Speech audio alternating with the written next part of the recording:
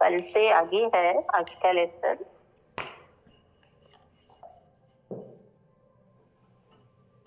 बता रहे हैं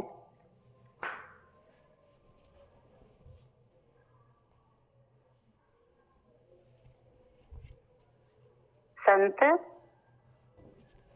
विकास को आकाश तक ले जाने के लिए प्रोत्साहन हमें दे रहे। आज बता रहे हैं सिकंदर के मार्ग से चलने वाले हिटलर हो जाते हैं, नेपोलियन और चंगेज खां भी हो जाते हैं। महावीर का मार्ग, बुद्धों का मार्ग शंकराचार्यों को जन्म देता है। सिकंदर के मार्ग पर भीड़ है, महावीर के मार्ग पर विरले चलते हैं। जो विरले हों वे ही पूजे जाते हैं, संत सदा पूजे जाते हैं। सचरित्र सद्विचार सदा सम्मान पाता है। पूजा महावीरों की ही हो सकती है। सिकंदरों का ज्यादा से ज्यादा स्तूप बन सकता है, वे म्यूजियम की शोभा बन सकते हैं। मंदिर तो महावीरों का होगा। श्रद्धा के पुष्प तो महावीरों को ही समर्पित किए जा सकेंगे।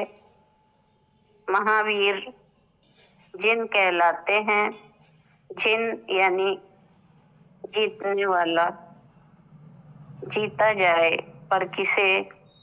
क्या दुश्मनों को? दुश्मनों को कब तक जीतते रहोगे? कितनों को जीतोगे? एक दुश्मन को मारोगे दूसरा पैदा हो जाएगा, संसार ही तुम्हारा दुश्मन हो जाएगा। विजय का ये मार्ग नहीं है। जीता जाए पहले स्वयं को जीता जाए। स्वयं की विजय ही परम विजय है। स्वयं को जीत लो तो दुनिया स्वतः ही जीत ली जाती है।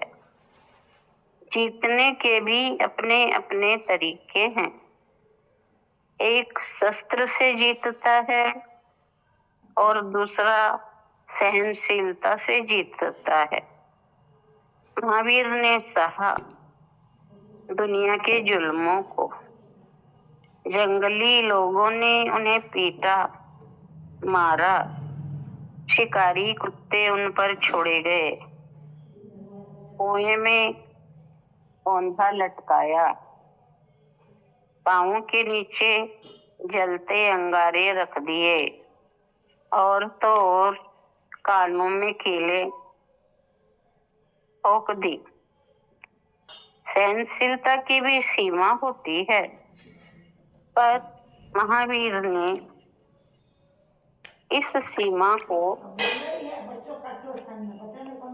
असीम बना डाला। जो महावीर सह गए वह महावीर ही सह गए। फिर मंसूर ने भी सहा, फरीद ने भी सहा, जीसस ने भी सहा। सहनशीलता उनका मार्ग रहा। दुनिया को जीतने का उनका अपना तरीका रहा। जुल्मों को सहना, जुल्मों के सामने पर्वत की तरह अड़िग अकम्प रहना, जीतने का यह अपना रास्ता है।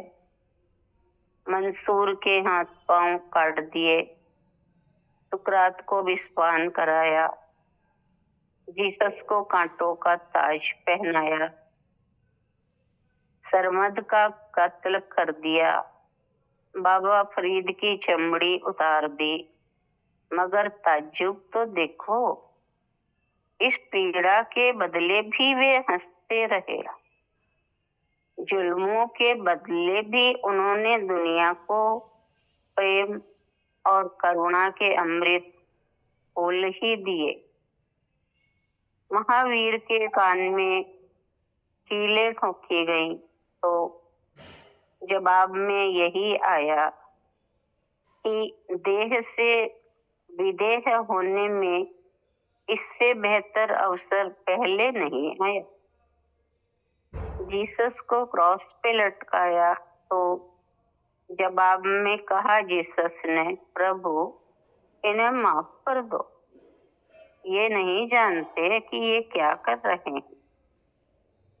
सुकरात ने कहा, धन्य भाग, सत्य के लिए सुकरात जिया ही नहीं, मरा भी। सत्य के लिए सुकरात जिया ही नहीं, मरा भी। सत्य मरकर भी अमर हो गया।